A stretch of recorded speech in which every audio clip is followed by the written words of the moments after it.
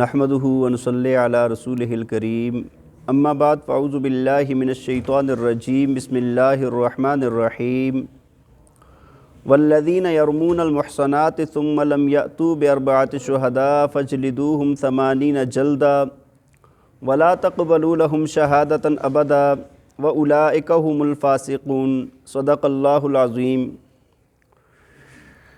توجہ فرمایا اور وہ لوگ جو پاک دامن عورتوں پر تہمت لگاتے ہیں، زنا کی تہمت لگاتے ہیں، ثم لم یأتوا بأربعة شہداء، اور فرمایا کہ پھر اس کے بعد وہ 4 گواہ نہیں لاتے، فاجلدوہم 80 جلدا، تو ان کو 80 درے مارو۔ ان کو کتنے کوڑے مارو؟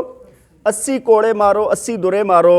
ولا تقبلوا لهم شہادة ابدا، اور ان کی گواہی کبھی بھی قبول نہیں ہوگی۔ اب ان کی گواہی کبھی بھی قبول نہ کرو۔ وَأُولَئِكَ هُمُ الْفَاسِقُونَ، اور فرمایا کہ یہی لوگ فاسق ہیں، یہی لوگ ہیں حد سے تجاوز کرنے والے۔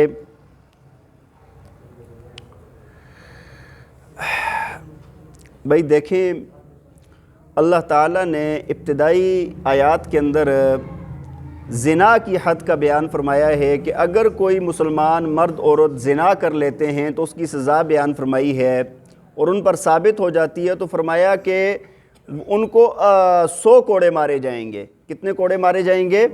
100 کوڑے مارے جائیں گے، اور پھر مسلمانوں کے سامنے مارے جائیں گے۔ اس بات کی تشہیر کی جائے گی ان کی حقارت کے لیے، تاکہ اس گناہ کو حقیر سمجھا جائے اور اس سے دور رہیں لوگ۔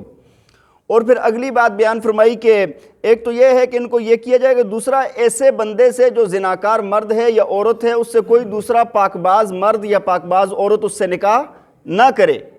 ٹھیک ہے جی، یعنی ان کو تاکہ معاشرے میں اس گناہ کی وجہ سے حقیر سمجھا جائے کہ یہ گناہ اتنا حقارت والا ہے۔ اس بات کے بیان کے بعد آج جو آیت نمبر 4 ہے، اس میں اللہ تعالیٰ نے کسی پاک باز عورت پر اور مرد پر تہمت لگانے کا بیان فرمایا ہے۔ اس تہمت کو کہا جاتا ہے قذف۔ شریعت کے اندر اس کو کیا کہا جاتا ہے؟ کسی پاک باز بندے پر زنا کی تہمت لگائی جائے تو اس کو کہا جاتا ہے قذف۔ ٹھیک ہے جی، اور یہاں پر یہ جو لفظ استعمال ہوا ہے نا، والذین یرمون المحصنات، یہ جو یرمو کا لفظ ہے نا، یہ اصل میں تیر اندازی کو کہا جاتا ہے۔ لفظی معنی اس کا کیا بنتا ہے؟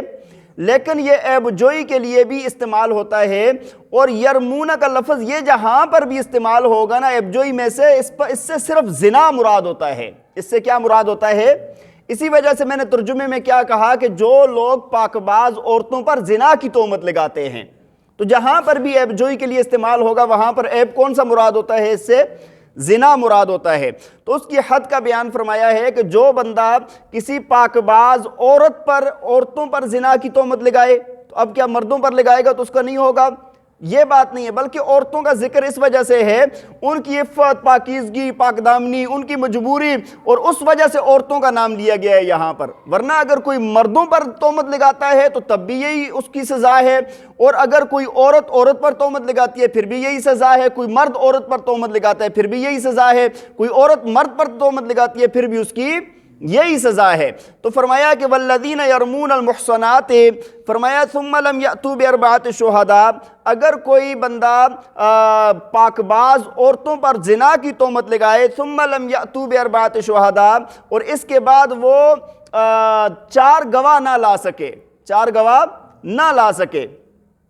دیکھیں اللہ تعالیٰ نے نا قتل کے لیے جہاں پر قتل کا مقدمہ ہونا وہاں پر 2 گواہوں کی ضرورت ہوتی ہے، 2 گواہوں سے قتل کا مقدمہ اس سے ثابت ہو جاتا ہے، لیکن زنا میں یہاں پر کتنے گواہوں کی ضرورت ہے؟ 4 گواہوں کی ضرورت ہے۔ اس کی سزا بھی اس سے زیادہ سخت ہے۔ ہاں جی، زنا کی اگر شادی شدہ ہے تو اس کو سنسار کر دیا جاتا ہے، اور یہ عزتوں کا مسئلہ ہے، اس وجہ سے یہاں پر بہت سخت کر دیا گیا ہے اس قانون کو کہ 4 گواہ ہوں گے اور 4 کے 4 مرد ہوں گے۔ 4 کے 4 کیا ہوں گے؟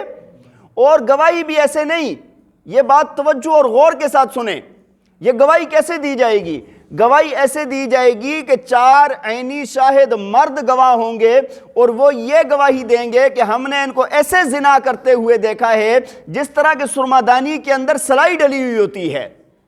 کوئی بندہ اگر اس کے علاوہ یہ کہہ دے کہ بھئی ہم نے ان کو کمرے میں دیکھا، یہ لیٹے ہوئے تھے ایک چارپائی پر، ایک بیڈ پر، یا کوئی بھی ایسی، وہ اس کی ثابت نہیں ہوگی، وہ اس سے یہ گناہ ثابت نہیں ہوگا، وہاں پر اس بندے کو حد قذف لگے گی۔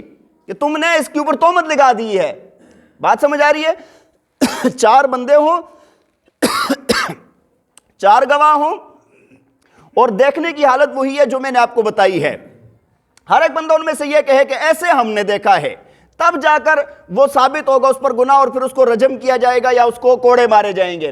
لیکن اگر ایسا بندہ کوئی کسی پر تہمت لگا دیتا ہے اور یہ ثبوت پیش نہیں کر سکتا، 4 گواہ پیش نہیں کر سکتا، تو اس بندے کو شرعی حکومت کے تحت شرعی حکم اس کا یہ ہے کہ اس کو 80 کوڑے لگائے جائیں گے۔ اس کو کیا کیا جائے گا؟ آج کل لوگوں میں دیکھیں، کوئی چھوٹی سے چھوٹی بات ہو جائے دوسرے پر تہمت ہوتی ہے زنا کی۔ عورتوں میں یہ بات بہت زیادہ ہے، مردوں میں بھی بہت زیادہ ہے۔ بات سمجھ آ رہی ہے کہ نہیں؟ اس وجہ سے، اور پھر سنی سنائی باتیں آگے کر رہے ہوتے ہیں۔ ہم بہت لوگ ہمارے پاس آتے ہیں، کہتے ہیں جی وہ فلاں اس کے بارے میں یہ کہہ رہا تھا، تمہیں فلاں کا پتہ ہے کہ فلاں ٹھیک کہہ رہا تھا یا غلط کہہ رہا تھا؟ تم کسی کے گھر کی عزت کی بات کر رہے ہو، کسی کے شرم اور حیا کی بات کر رہے ہو، اور ان کے گھر کی آبرو کو تم چوک میں اچھال رہے ہو، اور ثبوت کوئی بھی نہیں ہے تمہارے پاس۔ ایک بات یاد رکھیں، یہ مزے لینے والی باتیں نہیں ہوتی۔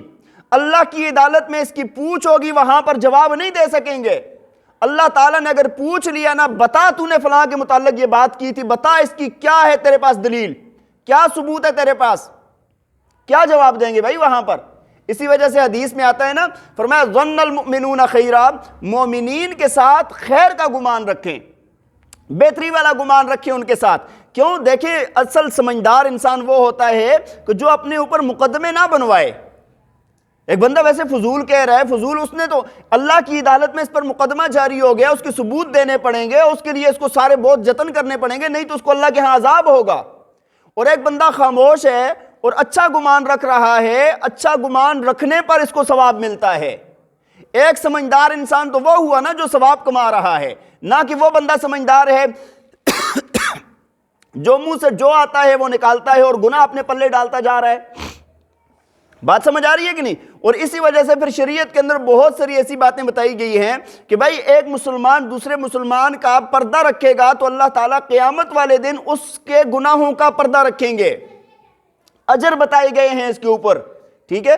تو یہ چیزیں خود بھی اپنے اندر اختیار کریں، اور اپنے گھر میں اپنے بچوں کو شروع سے یہ تربیت کریں۔ کسی کا نام کیوں لے کوئی بچہ، کسی کا نام کیوں کسی کے پیچھے جاسوسیاں کروائیں؟ آج کل میں نے ایسے والدین دیکھے ہیں جو بچوں کو باقاعدہ یہ تربیت کرتے ہیں، دیکھو ذرا کیا کر رہے ہیں، کدھر جا رہے ہیں، کیا ہو رہا ہے، کدھر سے آ رہے ہیں۔ اللہ کے بندوں، بچوں کی کون سی تربیت کر رہے ہیں؟ یہ زندگی تباہ ہو جائے گی ان بچوں کی، مستقبل میں یہ کچھ بھی نہیں کر سکیں گے۔ بات سمجھ آ رہی ہے کہ نہیں؟ تو جو عزت دار بندہ ہوتا ہے وہ کبھی بھی ایسی بات ہے، خاندانی انسان، عزت دار انسان، اچھے خون والا انسان اگر کسی کو سمجھتے ہیں نا، وہ کبھی کسی کے خلاف بات نہیں کرے گا۔ اور جو کر رہا ہے وہ بندہ، وہ بات سمجھ آ رہی ہے کہ نہیں؟ ہاں، یہ نشانی ہے اس بات کی۔ تو بہرحال اگر کسی نے کسی کو دیکھا اور پھر کسی پر تہمت لگائی تو فرمایا کہ ثم لم یأتوا بأربعۃ شہداء، اب یہ 4 گواہ اگر نہیں لا سکتا، فجلدوہم 80 جلدہ، تو اس کو کتنے کوڑے لگاؤ؟ کتنے کوڑے لگاؤ؟ 80 کوڑے لگاؤ اس کو۔ اور اگلی بات دیکھیں، اس کو دنیا کے اندر کیا اور سزا ملے گی ساتھ، وَلَا تَقْبَلُوا لَهُمْ شَهَادَةً أَبَدًا، اور اس کے لیے ایک ذلت والی سزا یہ ملے گی کہ اب قیامت کی صبح تک اس کی گواہی قبول نہیں ہوگی، کسی معاملے میں اس کی گواہی قبول ہے، چونکہ اس نے بہت حقارت والا کام کیا ہے، بہت کمینگی والا کام کیا ہے، بہت نیچا کام کیا ہے کسی کے گھر کی عزت کو اچھال کے، اب اس کی گواہی قیامت کی صبح تک قبول نہیں ہوگی۔ بات سمجھ آ رہی ہے کہ نہیں؟ ہاں، تو یہ ایک دنیا کے اندر اس کو ایک نقد سزا ملتی ہے، نقد سزا ملتی ہے اس بندے کو کہ اس کی گواہی قبول نہیں ہوتی۔ ویسے حق تو یہ بنتا تھا نا کہ ایسے بندے کی زبان کاٹ دی جاتی، جو کسی کی عزت کی بات کر رہا ہے ایسے بندے کی زبان کاٹ دی جاتی، لیکن اللہ تعالیٰ نے اس کو ان سے بھی زیادہ ذلت والی سزا دی ہے کہ اب اس کی زبان کا کوئی اعتبار نہیں ہے، یہ بولے گا تو صحیح لیکن اس کی زبان کا کوئی اعتبار نہیں ہوگا۔ اس وجہ سے بہت احتیاط۔ فرمایا وَأُولَئِكَ هُمُ الْفَاسِقُونَ، اگلی بات فرمایا یہی لوگ فاسق ہیں، یہی لوگ کیا ہیں؟ فاسق، فاجر ہیں، یہ اللہ کے ہاں ان کا کوئی مقام اور مرتبہ نہیں ہے۔ اور اگلی بات فرمایا إِلَّا الَّذِينَ تَابُوا مِن بَعْدِ ذَلِكَ وَأَصْلَحُوا فَإِنَّ اللَّهَ غَفُورٌ رَحِيمٌ، فرمایا ہاں مگر جو لوگ توبہ کر لیں اس کے بعد اور پھر اپنے اعمال کی اصلاح کر لیں، فَإِنَّ اللَّهَ غَفُورٌ رَحِيمٌ، فرمایا بے شک اللہ تعالیٰ بخشنے والا مہربان ہے۔ اچھا، اب اگر ایک بندہ توبہ کر لیتا ہے تو آیا کہ یہ دوبارہ گواہی دے سکتا ہے یا نہیں دے سکتا ہے، اس کو گواہی کا حق حاصل ہوگا یا نہیں ہوگا؟ امام مالک اور امام شافعی رحمہ اللہ تعالی علیہ فرماتے ہیں کہ توبہ کرنے کے بعد اس کو گواہی کا حق حاصل ہے، لیکن امام ابو حنیفہ، امام ابراہیم نخعی اور جبیر ابن مطعم رحمہم اللہ تعالی، سعید ابن مسیب اور علامہ ابن سیری، بڑے بڑے حضرات فقہاء محدثین، وہ فرماتے ہیں کہ اس کی گواہی قبول نہیں ہوگی، اس کی گواہی قبول ہے۔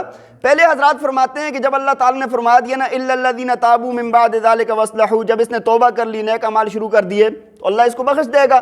فرمایا تو یہ اس بات کی دلیل ہے کہ اس کو گواہی بھی واپس مل جائے گی، لیکن یہ دوسرے حضرات فرماتے ہیں، امام ابو حنیفہ وغیرہم رحمہ اللہ تعالی، یہ سارے حضرات فرماتے ہیں اس کی گواہی قبول نہیں ہوگی۔